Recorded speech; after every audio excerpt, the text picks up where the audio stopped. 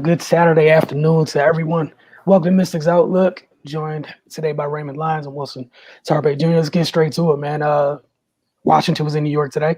The Liberty rallied from 19 down to beat the Mystics 82-79. So the floor is yours. Where do you want to begin, sir? Man, it's tale of two halves. They Mystics came out in the first half clicking on all cylinders. Before we got started here, me and you were talking about the ball movement and the flow of the offense. They came out in the third quarter. Those things were non-existent. And New York just walked them down. Kudos to them. They stayed the course and they were able to get the win. Mystics came out with a lot of energy, man. A few days rest, a couple more active players on the roster, do you some good. They came out guns blazing. So, it looked like it was about to be a runaway for them. That now 51 points in the first half, whenever you're on pace to put up triple digits in the WNBA, that's typically a game you're going to win. And they were defending as well, causing turnovers. Their interior defense was great. They were blocking everything at the rim. And the Liberty just couldn't get anything going offensively. But, as the game kind of coursed on, but now Jelani started heating up and things opened up for them on that end. And they were the ones that were able to get stops. The ball got kind of stagnant on the Mystic side.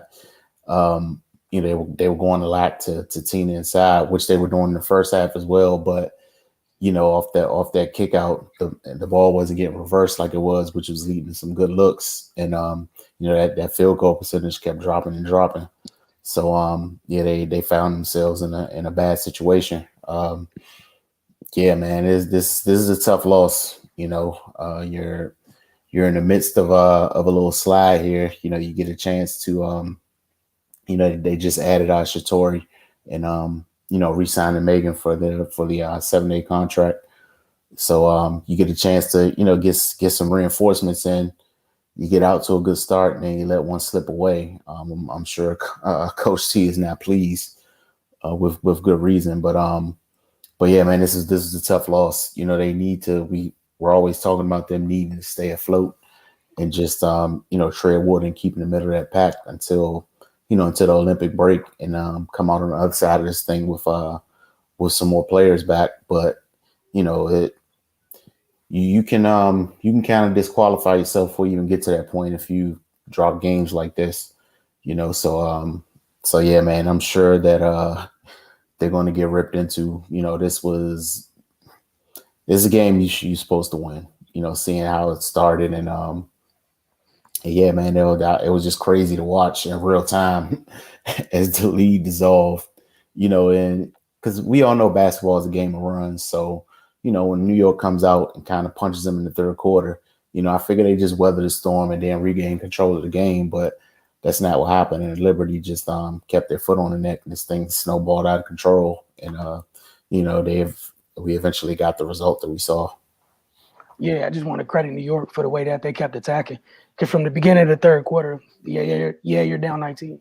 But it felt like you said, they were on the front foot from as soon as the third quarter started. Laney got stuff going. Jasmine Jones was huge. Both of them presented problems where I like that they both kind of refused to settle for jumpers. They were getting downhill. They were getting downhill early and often. Like you said, folks watch enough basketball. Anytime you're down by double digits, what's the best way to, the ideal way to gain ground is when the clock stops. At the free throw line, the clock stopped. Talking about what Jasmine Jones did today, spearheading their effort off the bench. She had 17. She hit 2 threes, but I barely remember the threes. All I remember is getting downhill. She's on the ground routinely. It was at the foul line, like regular basis. Late in the game, she crashes the offensive glass, gets extra possession and scores. Just those little things. Like they just kept fighting, and it felt like Washington never matched their intensity in the second half. And even with that, free throws, you had the opportunity. With that said, because you're on the road, New York feeding off their crowd, their defense really fueled them in that second half. Like, again, you said you give up what, 50, 51 or something in the first half? Mm-hmm. They gave up 15 in the third quarter, New York did, and then 13 in the fourth. Crazy. outstanding defense. Like they were just scrapping. And again, that said, just free throws. And it wasn't like it was anybody in the free throw line. Some of your, some of your big dogs were at the line, and Washington is what I think like the second best free throw shooting team in the league. You had opportunities, you didn't make them. So, everyone has a tendency in these days and times to pick and choose and separate folks from losses and all this other stuff. This was a collective L. They did this together.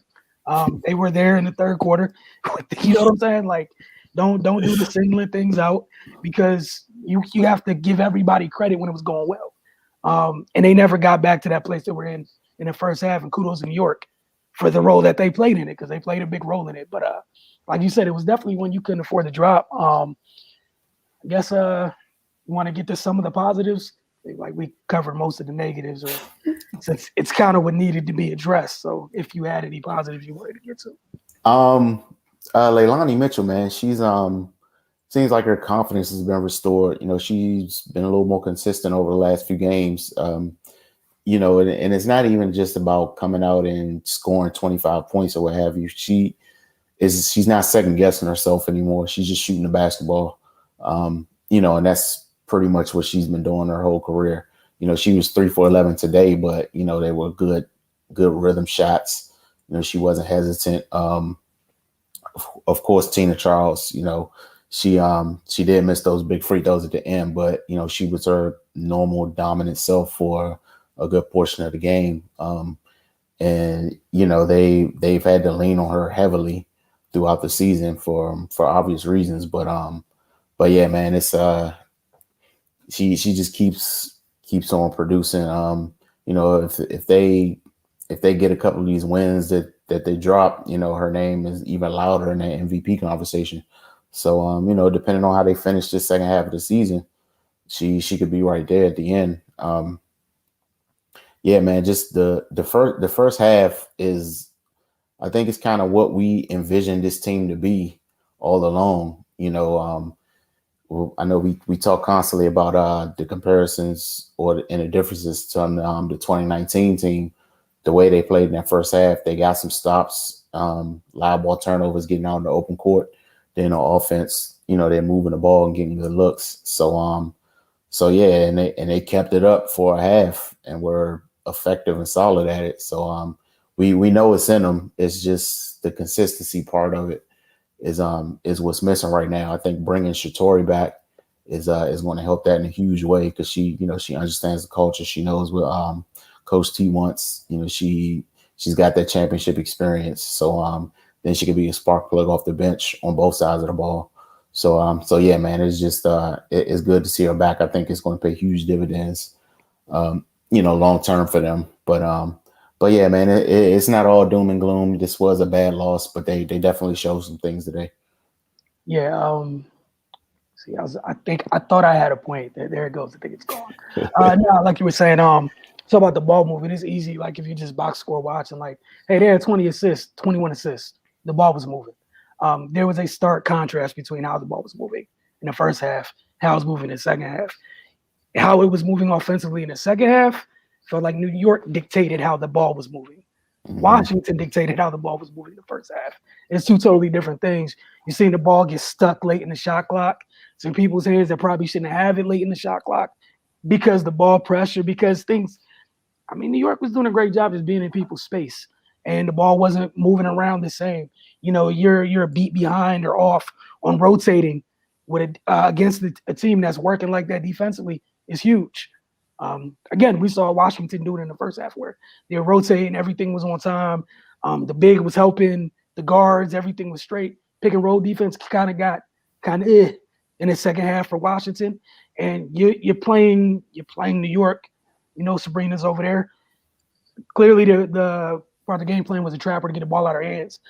There was a stark contrast in the way that they trapped and how effective it was in the first half versus the second half. The second half felt like the traps were a little too slow. The person that was rotating was a step too slow. And again, she's a great passer. If you're a step too slow, that's perfectly fine for her. Because in the first half, like they shut it off so quick, she couldn't see anything. It was a little bit slower in the second half. You give it somebody who's kind of like the their best gift is their vision, time to look and read.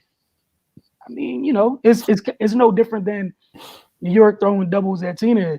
But if you throw them from the same place, eventually, like, yeah, I know you coming from here. Pass comes out the double a little bit quicker. So, going forward, like you mentioned, I think the bench will get a little bit stronger going forward. But yeah, they got to thug this out. But this is a loss they got to hold because you go on the road. Again, just free throws. All this stuff, we can say whatever we want. Bottom line, another moment, Zealous misses 2 free throws. That was a pivotal time when I think she missed 2 free throws and Sabrina hit a 3. But those were times when you're up late in the game, you're the visiting team. Those free throws kind of like, you know what I'm saying? It's kind of like body shots for a little bit. So when this team is trying to rally, and it gives them even more life when you go to the line and miss it. Again, it's one game. They got to deal with it. They got some time off before they take on, they got the Sky next Saturday. We know how they are. They kind of Jekyll and Hyde at times, depending if Candace is there, if she's not. But that said, they're a problem whether she's there or not. They're not fun to play.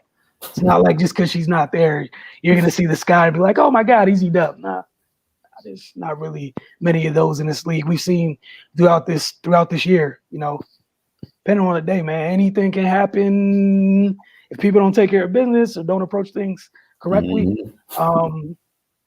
But I did like in the first half when that second unit came in. I did like with Shatori and Megan. See, like it felt like it was a little bit of a better fit. I'm also interested to see what happens over time with the minutes with Weiss and Walker Kimbrough.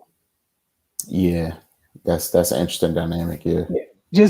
And it's nothing against, it's not preferences in between each player, but just thinking about the end of this game where folks were struck because Tosh out, Maisha out, whatever. We know all the people are out.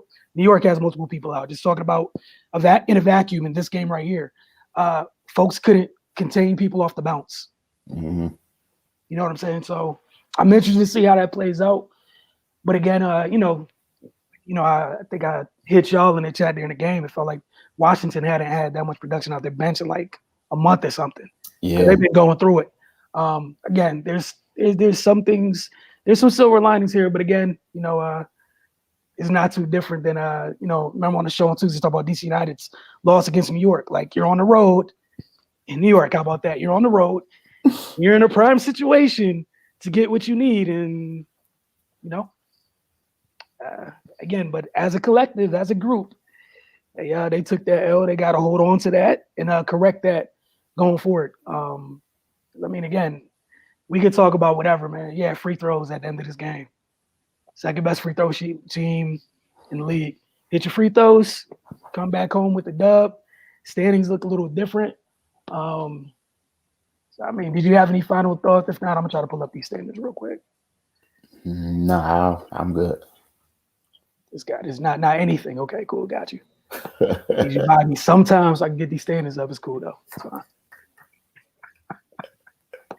Man, I just had to hit 8 free throws. Split the pair, right? Split the pair. But now, as far as the standings go, if you guys can see them, try to get these up here. All right, like you guys see, man, today, what happened today, how it affects Washington.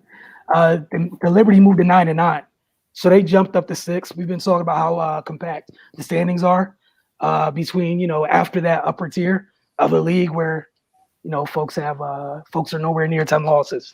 You see the top 3 teams there, and they're breathing different air right now than everybody else in the league. I don't think there's anything wrong with that. Then you got that group from 4 down to 11, where a couple wins here, a couple losses drastically changes things. Mm-hmm. So it was big for the Liberty to get back to 500 today. 9-9, they're in 6th. Washington drops to 9th at 7-10. So again, that game next week, I don't know what the Sky have on their schedule between now and then, but their game next week against the Sky, look at the standings, man. Win here changes things. Another loss puts you in places you don't want to go. But again, like we said, they're just trying to get to the break. A lot of teams that have injuries are just trying to get to the break. It was kind of like a who's who looking at the sidelines of New York and Washington. Right. And then some folks, didn't even make the trip or whatnot. But before we get out of here, quick word from our folks over at Oohs and Ahs. The bar is open. It's a good weekend. Get outside, enjoy it. Buy one, get one free late night cocktails at Georgia Avenue from 10 p.m. to midnight on Fridays and Saturdays. Also, a reminder that the U Street location is open until 2 a.m. on Fridays and Saturdays. Get over to oohsandahs.com to see the menu, hours, and more. For myself and Raymond, y'all have a great Saturday. Still so many more sports on for the evening and the weekend. We'll check back in with y'all for Tuesday for the Focus TV and, obviously Mystics Outlook later in the week. Y'all have a good one.